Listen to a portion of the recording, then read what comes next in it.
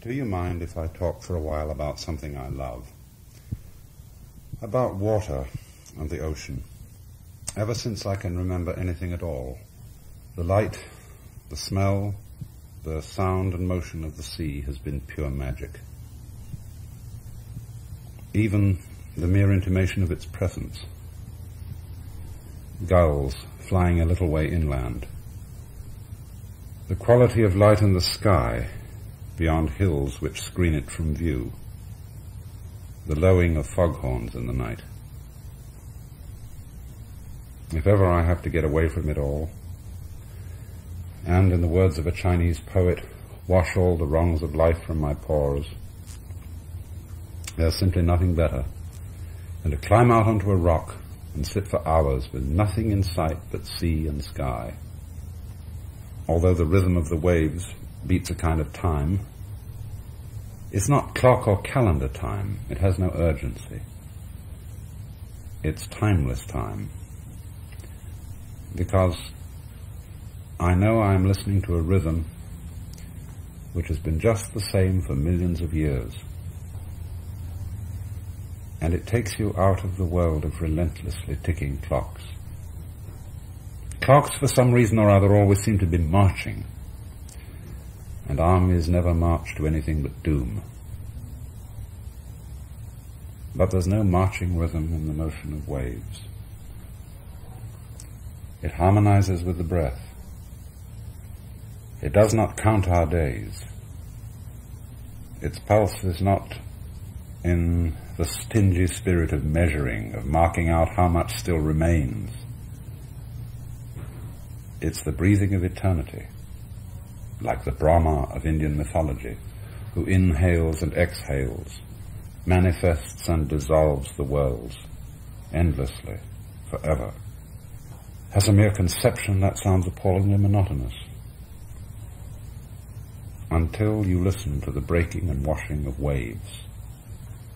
Just in the past few weeks, I've come to live right on the edge of the water. I have a studio, library, and place for writing in an old ferry boat, tied up on the waterfront of Sausalito, north of San Francisco. I suppose the nearest thing in America to a Mediterranean fishing village. Steep hills, clustered with little houses.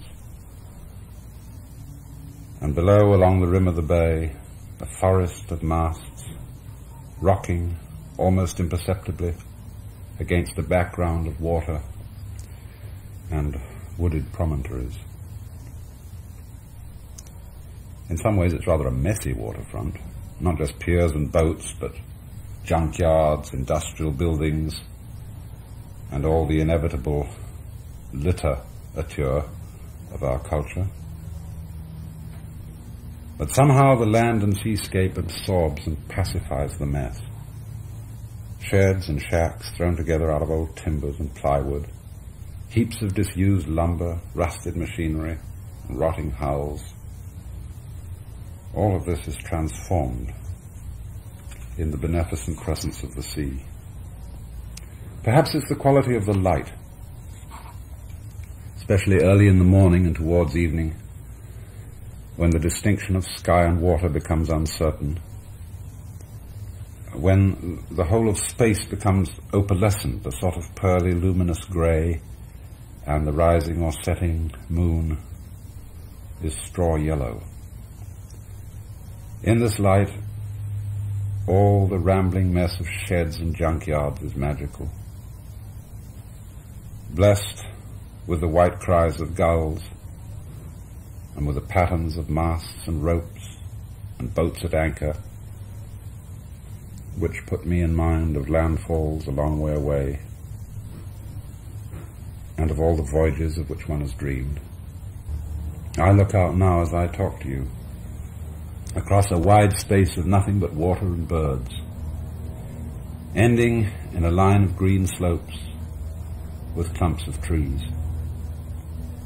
Right over the edge of the boat, the water contains, seemingly just under the surface, a ceaselessly moving network of reflected sunlight, through which a school of very tiny fish passes delightfully uncaught, and yet only a few yards from where we are moored. Tackle shops sell the marvelous salmon and crabs with which this particular area abounds.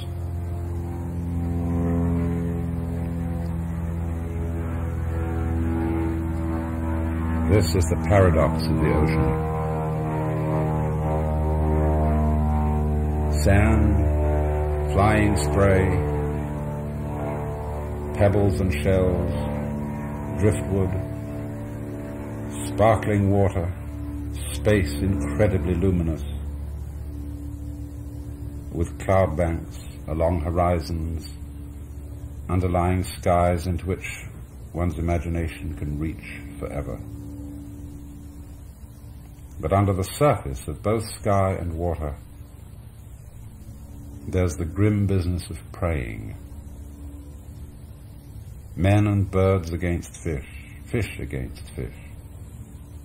The tortuous process of life continuing by the painful transformation of one form into another. To creatures who don't anticipate and reflect imaginatively upon this holocaust of eating and being eaten, it's perhaps not so terrible. But poor man, skillful beyond all other animals by being able to think in time and knowing the future, he dies before he's dead, he shrinks from the shark's teeth before they bite him.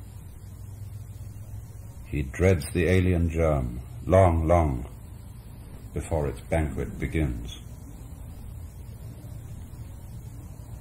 Here is a gull that has picked a crab from a tide pool, sprawled now upon the sand. The crab shrinks from the walls of its shell, resounding to the tap, tap, tap of the gull's beak. Who's that knocking at my door? I suppose the shell of the crab, the clam or the mussel, is the boundary of its universe.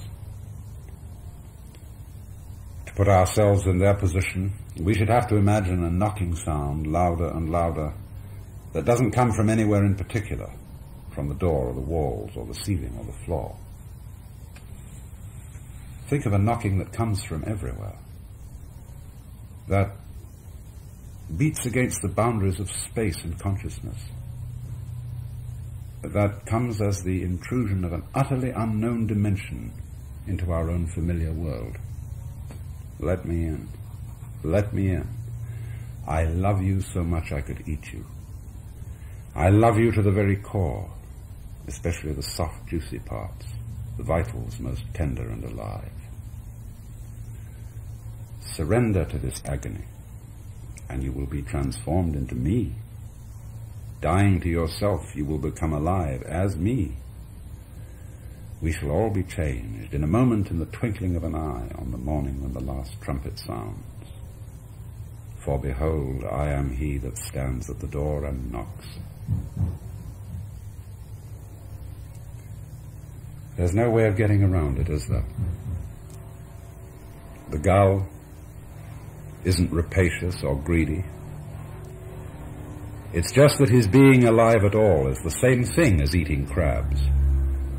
Seabirds are transformations of fish. Men are transformations of wheat, chickens and steers. And the love for the food is the agony of the food. To object to this inseparability of pleasure and pain, life and death, is simply to object to existence. But of course, we cannot help objecting when the time comes. Objecting to pain is pain. So far as we know, the gull and the fish don't philosophize. They enjoy life when they're eating it and hate it when being eaten. They don't reflect upon the process as a whole and say how rough it is that we have to work so hard for a living, or it's just hell having to watch out all the time for those gulls. I'm sure that in their world, this is something that just goes along with life, like having eyes or feet. But man, with his astonishing ability to stand aside from himself and think about himself. In short, to comment on life. Man has done something which confuses his own existence down to its roots. For the more sensitive he is, the more man finds the very act of living in conflict with his moral conscience. Upon reflection, a universe so arranged that there is no way of living except by destroying other lives seems to be a hideous mistake. Not a divine, but a devilish creation. Of course, there's the myth that once upon a time things were quite otherwise, that there was no death, that the lion lay down with the lamb, but that since then there has been a fall, a vast error, which has corrupted the whole of nature. All that must have been eons ago, perhaps in some other galaxy where the conditions of life were quite different.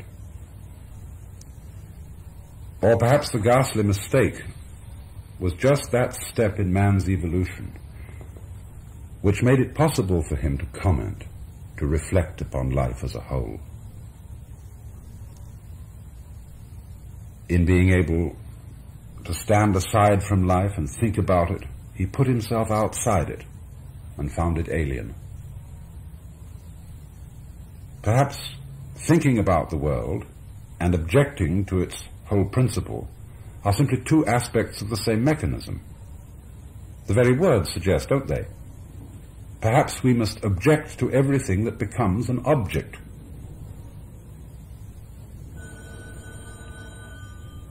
But aren't there also times when we speak of something that we know as a subject?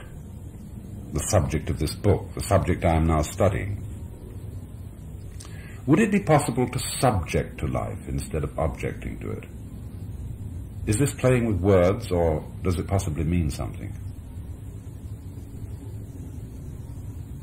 Now, if the gulls and the fish don't philosophize, they have no consciousness of life being either good as a whole or bad as a whole. So when we philosophize and pity the poor fish, that's just our problem. From its own standpoint, the world of animals and insects doesn't find itself problematic at all. There's not the slightest evidence to suggest it. On the contrary, I'm inclined to feel that all these creatures really swing and go on living up to the very moment when the game is no longer worth the candle. I'm quite sure they don't lecture each other about their duties or worry about where they're going when they're dead. Isn't it then rather an enormous relief for us men to see that the plant and animal world is no problem to itself, and that we are wasting intellectual energy in making moral judgments about it? But, of course, we can't return to the unreflective consciousness of the animal world without becoming animals. To be human is precisely to have that extra circuit of consciousness which enables us to know that we know, and thus to take an attitude to all that we experience. The mistake that we've made, and this, if anything, is the fall of man, is to suppose that that extra circuit, that ability to take an attitude to life as a whole, is the same as actually standing aside and being separate from what we see. We seem to feel that the thing which knows that it knows is one's essential self. That, in other words, our personal identity is entirely on the side of the commentator. We forget that self-consciousness is simply a subordinate part and instrument of our being, a sort of mental counterpart to the finger-thumb opposition of the human hand. And which is you, the finger or the thumb? Look at the stages of differentiation. First, the organism from its environment, and with this, knowledge of the environment. Second, the distinction of knowing knowledge from knowledge itself. But all this, like the finger-thumb opposition, is a difference which does not divide. The thumb isn't floating in the air alongside the rest of the hand. At their roots, they're joined. And at our roots, we are joined to the whole subject of nature. Of course, you may say that nature or the universe is just a big abstraction. But tell me, is an orange just an abstraction from its component molecules?